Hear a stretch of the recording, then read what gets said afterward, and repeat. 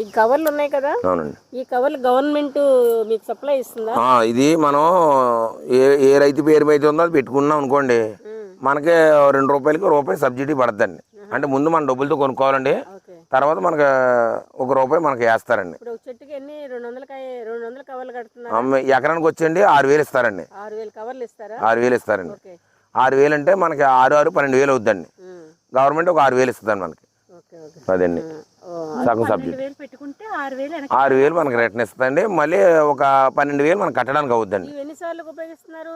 ఇది మనకి రెండోసారి కూడా ఉపయోగిస్తుందండి. అయితే బంగిని బిల్లుకి ఏం చేద్దండి, కవర్ కొద్దిగా కాయలు పెద్దవాళ్ళ కొన్ని చిరిగిపోతాయండి. మనం రెండోసారి కూడా కొద్దిగా కట్టుకొచ్చండి. ఇంకా బాగానే ఉన్నాయి కదండి కవర్లో. అదే అంటే లోన్ వేరే ఉంటుందండి, అది బాగుంటుందండి. అంటే బయట పేపర్ ఉంటుందండి, లోపల అది అంటుకోదండి. అది కార్బన్ టైప్లో ఉండండి. ఇది అంటుకోదండి. ఇది లోన్ చూడండి బ్లాక్ పేపర్ ఉందండి. ఇది ఏం చేద్దండి, కాయకి అంటుకోకుండా మన రక్షణగా ఉంటుందండి. ఇది దీనివల్ల మనకి అంటే ఫోటోసింథసిస్ జరగదు కదా, దానివల్ల కాయ టేస్ట్ తగ్గిపోతుందేమో అనే డౌట్. అవునండి, సూర్యరశ్మి లేకండి కొద్దిగా తగ్గుతుందండి.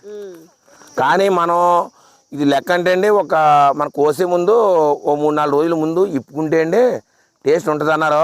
కానీ ఈ లోపల వచ్చి ఏగబడిచేద్దండి. ఎన్ని రకాలు అనుకుంటారండి. నిజంగా మా మేడం గారు మీకు చెప్తున్నాను, ఒక రైతు ఒక పంటను పండించాలంటే ఒక యుద్ధం చేయవలసి వస్తుందండి.